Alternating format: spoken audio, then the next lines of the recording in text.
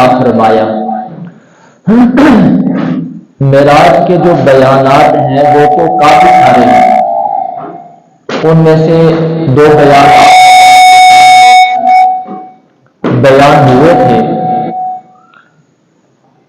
آج صرف اتنا بیان کرنا مقصود ہے کہ جناب رسول کریم صلی اللہ علیہ وسلم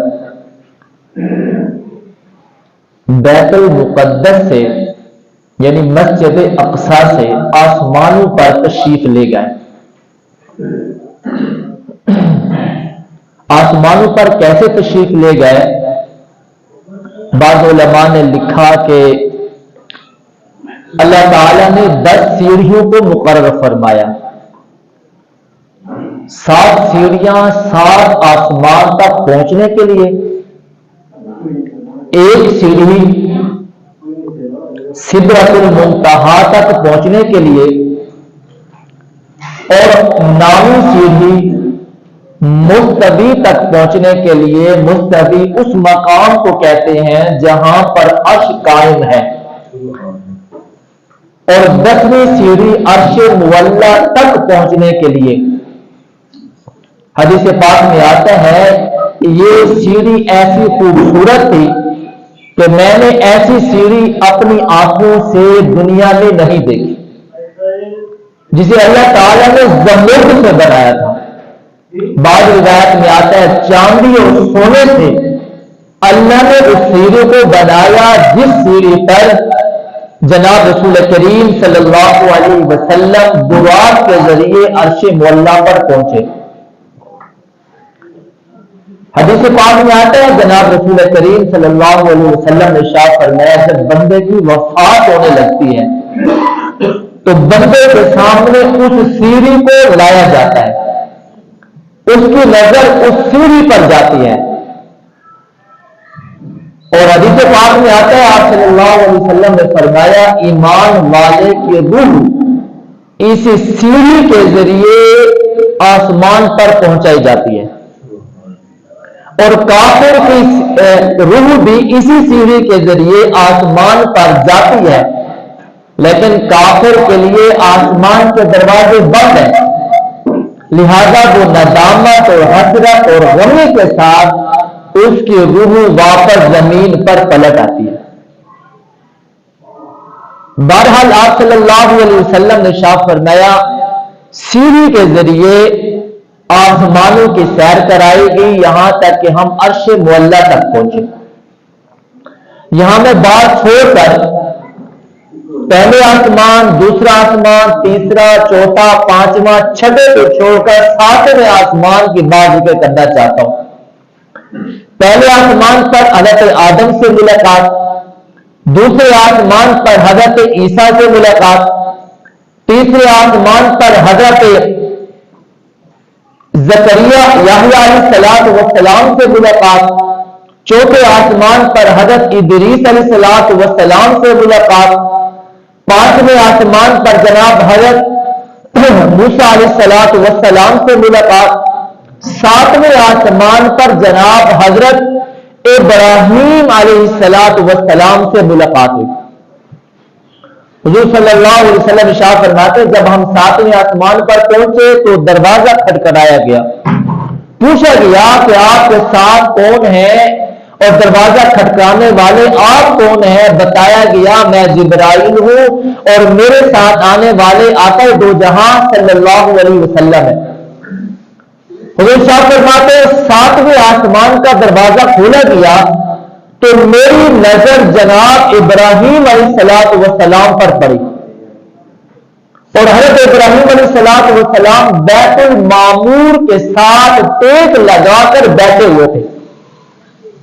بیت المعمور کیا ہے؟ جسے اللہ نے عقیق سے بنایا، اور وہ آسمان کے فرشتوں کا کعبہ ہے۔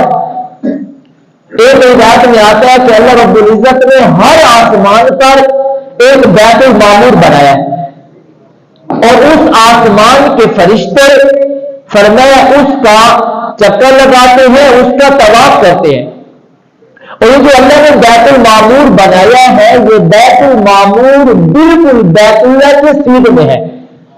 اگر وہ بیت المعمور گرایا جائے تو سیدھا بیت اللہ پر آئے. گویا اللہ رب العزت نے انسانوں کے طواف کے لیے جو گھر بنایا اسے بیت اللہ کہتے ہیں، اور جو فرشتوں کے لیے اللہ رب العزت نے گھر بنایا طواف کے لیے اسے بیت المعمور کہتے ہیں. تو 7ویں آسمان پر بیت المعمور کی ٹیک لگے جناب حضرت ابراہیم علیہ السلام بیٹھے ہوئے تھے. حضور صلی اللہ علیہ وسلم ارشاد فرماتے ہیں میں نے سلام کیا. حضرت ابراہیم علیہ السلام نے میرے سلام کا جواب دیا. حضرت ابراہیم علیہ السلام کے ساتھ تعارف ہوا. جناب جبرائیل امین نے تعارف کرنا یا رسول اللہ صلی اللہ علیہ وسلم یہ ابراہیم خلیل اللہ ہے، ان سے ملیے ملاقات کریے. تعارف ہوا. اس رات حضرت ابراہیم علیہ السلام نے حضور صلی اللہ علیہ وسلم سے فرمایا اے اللہ کے رسول آج رات آپ اللہ سے ملاقات کرنے کے لیے جا رہے ہیں. میں یہ چاہتا ہوں کہ آپ کی جو امت ہے وہ کمزور ہے، آپ کی جو امت ہے وہ آخری امت ہے. آپ اللہ تعالیٰ سے اپنی امت کے لیے سہولت مانگنا، مشکل نہ مانگنا، اس لیے کہ آپ کی امت کمزور امت ہے اور آپ کی امت آخری امت ہے. بس آپ اپنی امت کے لیے آسانی طلب کرنا، آسانی کے علاوہ اپنی امت کے لیے اللہ سے کچھ نہ لینا. اور پھر حضرت ابراہیم علیہ السلام نے اس امت محمدیہ کے نام ایک پیغام بھیجا. پیغام یہ تھا کہ حضرت ابراہیم علیہ السلام نے حضور صلی اللہ علیہ وسلم سے ارشاد فرمایا اللہ کے رسول میں نے جنت دیکھی ہے. جنت ایک سرسبز فرمائے کے میدان ہے، اس کی مٹی زرخیز مٹی ہے. میں آپ کو یہ کہنا چاہتا ہوں جنت کا جو پودا ہے وہ لا حول ولا قوت الا باللہ. آپ اپنی امت کو کہنا کہ لا حول ولا قوت الا باللہ کو کثرت سے کریں. جو آدمی ایک مرتبہ لا حول ولا قوت الا باللہ پڑھتا ہے اللہ اس کے لیے جنت میں پودا لگا دیتے ہیں. ہم نے اس لا حول ولا قوت الا باللہ کو معمولی سمجھ لیا ہے. حضور صلی اللہ علیہ وسلم ارشاد فرماتے ہیں یہ غم کا بھی علاج ہے، یہ ہم کا بھی علاج ہے. غم کسے کہتے ہیں؟ غم اسے کہتے ہیں جس کا سبب معلوم ہو. بیٹا فوت ہو گیا، بندے کو جو تکلیف پہنچتی ہے اس کو غم کہتے ہیں. مال ضائع ہو گیا، بندے کو جو تکلیف پہنچتی ہے اس کو غم کہتے ہیں. تو غم اسے کہتے ہیں جس تکلیف کا سبب معلوم ہو، اور ہم اسے کہتے ہیں جس کا سبب معلوم نہ ہو. جیسے آپ اور میں کسی بندے کہتے ہیں یار آپ پریشان نظر آ رہے ہیں، آپ کو کوئی تکلیف ہے؟ وہ کہتے ہیں مجھے کوئی تکلیف نہیں ہے لیکن میں پریشان ہوں، میں تکلیف میں ہوں. تو پہلے یہ جو اس کا سبب نظر نہیں آ رہا اس کو ہم کہتے ہیں. حضور صلی اللہ علیہ وسلم ارشاد فرماتے ہیں لا حول ولا قوت الا باللہ پڑھنے سے اللہ غموں کو بھی دور کرتا ہے اور اللہ ہم سے بھی بندے کو نجات دیتا ہے. لا حول ولا قوت الا باللہ. اور یہ اتنا آسان کلمہ ہے چھوٹے سے بچے کو بھی یاد ہے. لا حول ولا قوت الا باللہ. اس کا معنی کیا ہے؟ اس کا معنی علماء نے لکھا کہ اے اللہ مجھ میں نیکی کرنے کی طاقت نہیں ہے سوائے تیرے. اگر تو مجھے طاقت دے گا تب میں نیکی کروں گا. اے اللہ گناہ سے بچنے کی طاقت میرے اندر نہیں ہے لیکن اے مولا اگر تو مجھے طاقت دے گا تو میں گناہ سے بچ جاؤں گا. لا حول ولا قوت الا باللہ کا یہ معنی ہے. حضرت ابو ذر رضی اللہ تعالیٰ عنہ سے حضور نے فرمایا ابو ذر تجھے جنت کا دروازہ نہ بتلاؤ. حضرت ابو ذر رضی اللہ تعالیٰ عنہ فرمایا یا رسول اللہ ضرور بتائیے. فرمایا جنت کا دروازہ لا حول ولا قوت الا باللہ ہے. ایک روایت میں ہے آپ نے ارشاد فرمایا کیا میں آپ کو عرش کے خزانوں میں سے خزانہ نہ بتاؤں؟ صحابہ کرام نے پوچھا یا رسول اللہ ضرور بتائیے. اللہ کے نبی نے فرمایا عرش کے خزانوں میں سے ایک خزانہ لا حول ولا قوت الا باللہ ہے. آپ صلی اللہ علیہ وسلم نے ارشاد فرمایا جب بندہ گھر سے نکلتا ہے اور یہ دعا پڑھے بسم اللہ توکلت علی اللہ لا حول ولا قوت الا باللہ۔ فرمائے اللہ تعالیٰ کی طرف سے جواب آتا ہے، میرے بندے میں نے تیری حفاظت کی ذمہ داری لے لی اور میں تیری کفایت کروں گا اور میں تجھے کافی ہوں اور تجھے ہر قسم کی پریشانی اور تکلیف سے بچاؤں۔